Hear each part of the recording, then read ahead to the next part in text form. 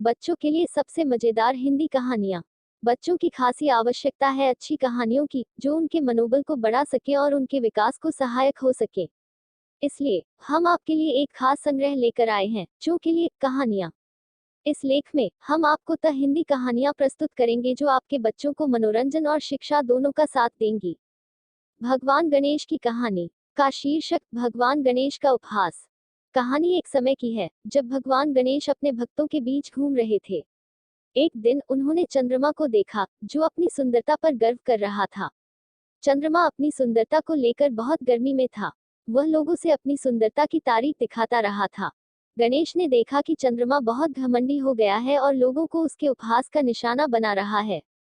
इस पर उन्होंने चंद्रमा से पूछा, चंद्रमा, क्या तुम अपनी सुंदरता के साथ अहमियती बातें भूल गए हो? चंद्रमा थोड़ी देर सोचा और फिर कहा, नहीं, मैंने कभी अपनी सुंदरता को नकारने का दावा नहीं किया है।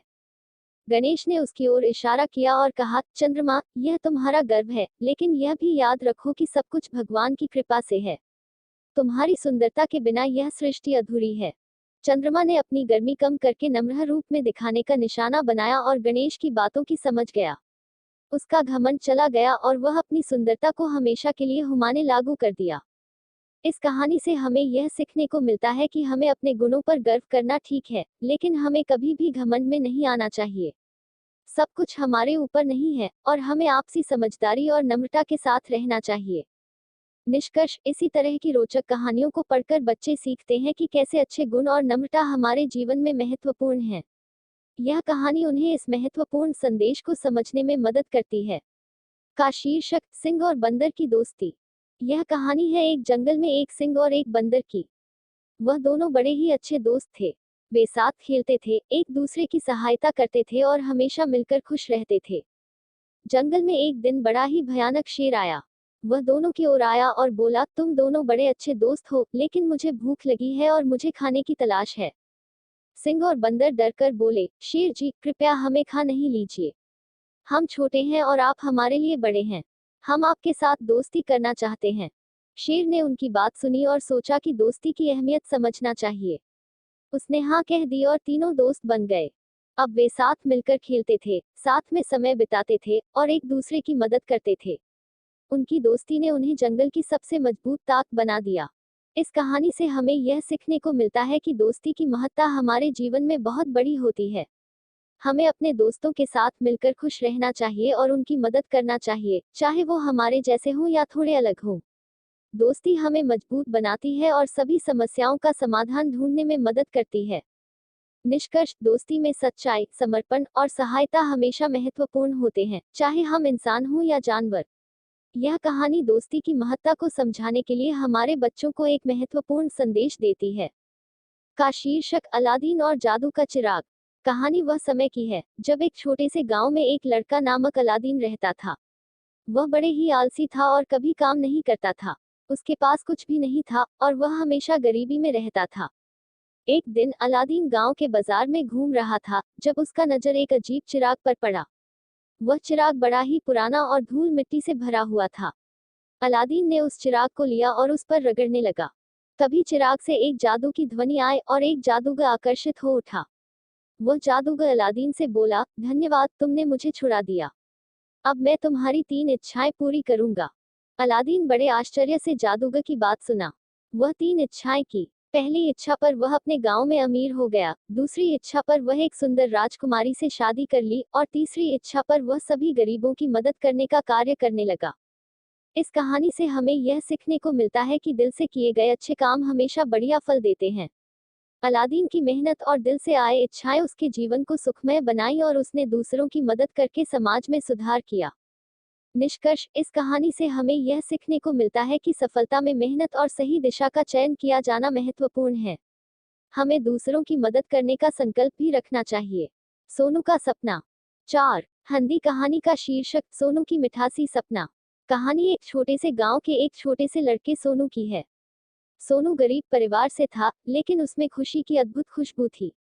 उसका सपना था कि वह बड़ा होकर बड़ा आदमी बने और अपने परिवार को खुशियों से भर दे। एक दिन सोनू गांव के मेले में गया। वह वहां एक मगिया दिखाई दिया, जिसमें खूबसूरत मोहरे और रत्न थे।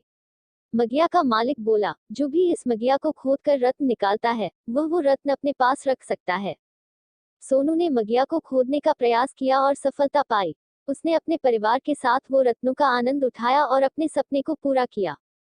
इस कहानी से हमें यह सीखने को मिलता है कि सपनों को पूरा करने के लिए मेहनत, संघर्ष और आत्मविश्वास की आवश्यकता होती है।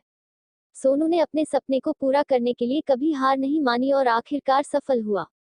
निष्कर्ष, इस कहानी से हमें यह सीखने को मिलता है कि हालात चाहे भी कठिन क्यों न हो, हमारा सपना हमारी मेहनत और आत्मविश्वास से पूरा हो सकता है। गर्मी की छुट्टी 5। हिंदी कहानी का शीर्षक गर्मी की छुट्टी का मजा। कहानी वह दिन की है जब सुमित नामक एक छोटे से गांव के बच्चे को गर्मी की छुट्टी का इंतजार था। गर्मी के महीने आ गए थे और सुमित बड़े उत्साहित था क्योंकि उसके पास अब बिना पढ़ाई के मस्ती करने का मौका होता। पहले दिन सुमित अपने दोस्तों के साथ गांव के खेतों में खेलने गया। वहां उन्होंने बड़े मजेदार खेल खेले और आसमान में उड़ान भरी।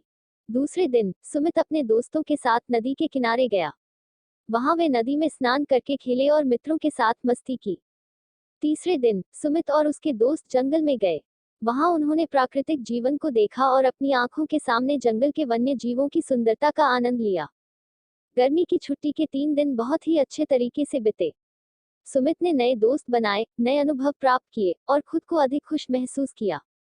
इस कहानी से हमें यह सीखने को मिलता है कि छुट्टियों का समय बिना पढ़ाई के भी मस्ती करने का होता है, लेकिन हमें नए अनुभवों का भी आनंद लेना चाहिए। सुमित ने गर्मी की छुट्टी का सही तरीके से आनंद लिया और नए दोस्तों के साथ मेहनत और मस्ती का संतुलन बनाया। निष्कर्ष, छुट्टियों का समय हमारे जीवन में महत्वपूर्ण होता है, लेकिन हमें इसका सही तरीके से उपयोग करना चाहिए। नए अनुभव प्राप्त करने का आनंद लेना चाहिए और दोस्तों के साथ समय बिताना बेहद महत्वपूर्ण होता है। लालची कौवा। हिंदी कहानी का शीर्षक लालची कौवा की सीख। कहानी एक गांव में एक लालची कौवे की है। वह कौवा बहुत ही लालची था और हमेशा दूसरों के खाने के लिए चिंता करता था। एक दिन उसने एक फल की खोजी और उसमें से बहुत सारे सोने के सिक्के निकाले। कौवा खुशी खुशी उन सिक्कों को अपने घर में रख दिया। लेकिन उसकी लालच में उसने यह नहीं देखा कि एक बड़ा गद्दार भालू उसकी हरकतें देख रहा था। एक दिन कौवा अपने सिक्कों की खोज में और ज्यादा लालची हो गया और उसने बहुत सारे सिक्के लाकर उन्हें अपने घर में रख दिया। बड़े ही खुश होकर कौवा अपने सिक्कों की दिखाने के लिए अपने दोस्तों के पास गया। उन्होंने उसकी सिक्कों की महक ली और उन्होंने पूछा, कौवा भैया, इतने सारे सोने के सिक्के कहाँ से मिले? कौवा खुशी खुशी अपने खजाने के बारे में बताने लगा, लेकिन उसने देखा कि उसके दोस्तों की आंखों में दुख और आश्चर्य की आंखों में खबरी लालच की आंखों में था। उसके बाद बड़े दुखी होकर कौवा ने सिक्कों को लौटा दिया और उसके दोस्तों से माफी मांगी। उसने समझा कि लालच करने से कभी भी कोई भी बड़ा नुकसान हो सकता है। निष्कर्ष, इस कहानी से हमें यह सीखने को मिलता है कि लालच से किया गया कोई भी काम नुकसानदायक हो सकता है। हमें अपनी लालची भावनाओं को नियंत्रित करना चाहिए और दूसरों के साथ साझा करने की महत्वपूर्णता को समझना चाहिए। बूढ़ा और उसकी बिल्ली। नदी कहानी का शीर्षक बूढ़ा और उसकी प्रिय बिल्ली। कहानी एक छोटे से गांव के एक बूढ़े आदमी की है, जिनका नाम रामचंद था। रामचंद बड़े संतुष्ट और शांत स्वभाव के थे। रामचंद की सबसे बड़ी प्रिय चीज थी उसकी प्यारी सी बिल्ली, जिसका नाम मियाओ था। मियाओ उसकी आत्मा थी और वह हमेशा उसके साथ होती थी। एक दिन रामचंद को बहुत दुखी खबर मिली कि मियाओ बीमार हो गई है। उसने डॉक्टर को बुलाया और मियाओ का इलाज कराया। मियाओ की बीमारी से रामचंद बहुत चिंतित थे और वह रोज उसके पास बैठकर उसका ख्याल रखते थे। वक्त बीतता गया और मियाओ की स्वास्थ्य में सुधार हुआ। रामचंद और मियाओ की दोस्ती और भी गहरी हो गई।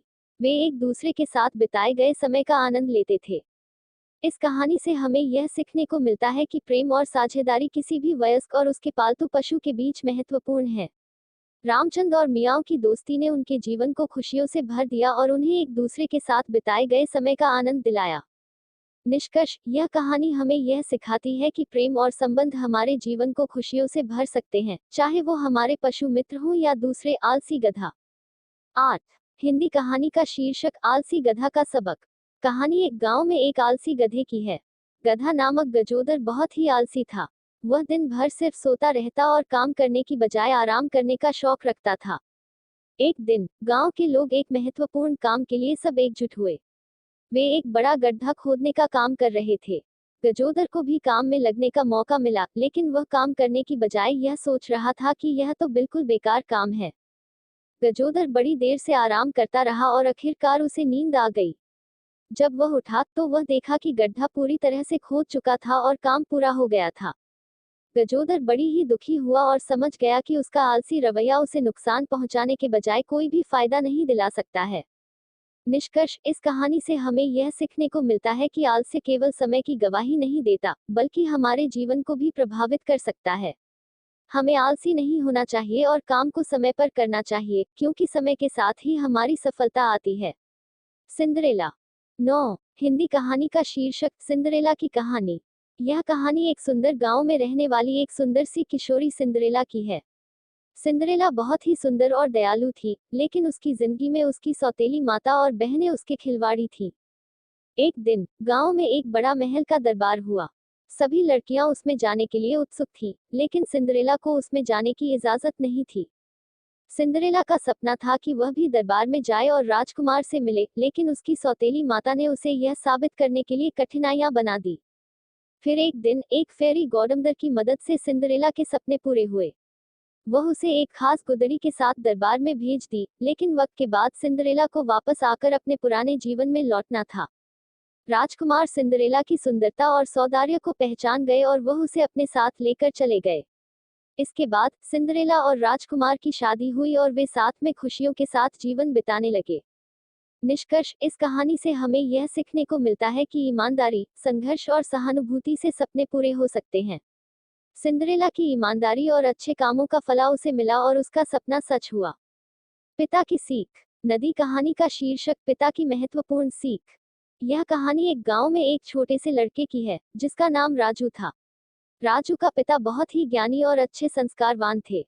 वह अपने बेटे को जीवन के महत्वपूर्ण सीख देना चाहते थे। एक दिन पिता ने राजू से कहा, बेटा, तुम्हें यह सीखना है कि सफलता पाने के लिए मेहनत करनी पड़ती है। वह उसे एक बगीचे में ले गए और उसे एक पौधे के पास खड़ा कर दिया। पिता ने कहा, राजू, इस पौधे को देखो, यह छोटा है, लेकिन इसमें मेहनत करने वाली ताकत है।